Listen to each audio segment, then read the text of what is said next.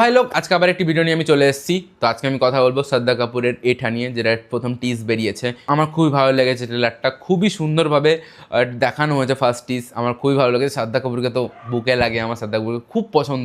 আমার খুবই ভালো লাগে, যেরকম অ্যাক্টিং করে সেরকম সুইট দেখতে। খুবই ভালো হয়েছে ট্রেলারটা, আমার খুবই ভালো লেগেছে। কালার গ্রেডিং বলো, মিউজিক বলো, খুবই সুন্দর।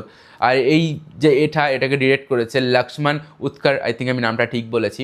সিনেমাটা সত্যি খুবই সুন্দর হবে, আমি এইটুকু আশাবাদী।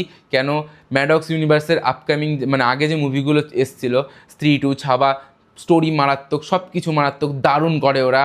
আর ওদের এখন ককটেল 2 চলছে সিনেমা হলে, ওটা আমার দেখা হয়নি, কিন্তু আমি আশা করি দেখতে যাবো। এর ভিতরে টাইম পাচ্ছি না। খুবই সুন্দর ট্রেলার। আমার এইখানে যে মানে শ্রদ্ধা কাপুর যে অ্যাক্টিং করেছে, মানে যে ক্যারেক্টারের যে মানে লিভার পেনের যে সিনটা না, ওইখানে যে নিজের ক্যারেক্টারটাকে এত সুন্দরভাবে পুল আপ করেছে, মানে মারাত্মক লাগছে। লাস্ট ডায়লগ যে মিঠে মে মিঠা পান হতো, মানে মিঠা পান, আর এটার ডায়লগটা যে তুফান কো স্টেজ মে নাচতে হো দেখো, তো এটা মানে এরকমই কিছুটা ডায়লগ ছিল।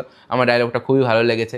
সিনের মানে মিউজিক মারাত্মক, আমার খুবই ভালো লেগেছে। আর আশা করি যে সিনেমা হলে গিয়ে আমি নিরাশ হব না, কেন শ্রদ্ধা কাপুরের অ্যাক্টিং সত্যিই খুব ভালো হয়। কেন জানি না ওকে বাকি আর মানে ম্যাডক্স ছাড়া অন্য কোথাও আমি অ্যাক্টিং করতে অতটা দেখিনি, মানে দেখা যায় না। লাস্ট আমি টি সিরিজে দেখেছিলাম সাউথে, তারপরে আর কোনো জায়গায় দেখিনি সেরকম খুব একটা।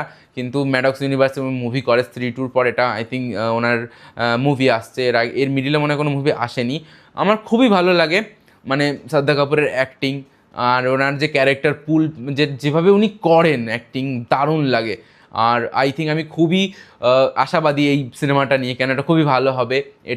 এটার সম্পর্কে আমার অতটা নলেজ নেই যে এটা আসলে কে ছিল, কিন্তু যেটুকু স্টোরি দেখে বুঝতে পারছি যে আই থিঙ্ক উনি কোনো ডান্সার ছিল। উনি মানে ক্লাসিক নাচতো, ক্লাসিক ডান্স করতো। তো আমি আশাবাদী স্টোরির ওপরেও, কেন ম্যাডক্স ইউনিভার্স খুব ভালোভাবে নর্মাল স্টোরিকেও খুব ভালোভাবে প্রেজেন্টেশন করে, সেটা আমরা ছাবাতে দেখেছি।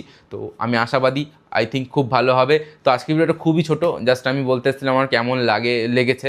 তো খুবই ভালো লেগেছে। তো আশা করি যে তোমাদের সাথে আমার নেক্সট ভিডিওতে আবার কথা হবে, কেন এই ভিডিওটা খুবই ছোট।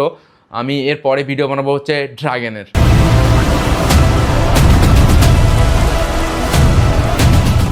মানে পাশান নীলের ডিরেক্টেড বাই ড্রাগন। তো দেখতে থাকো।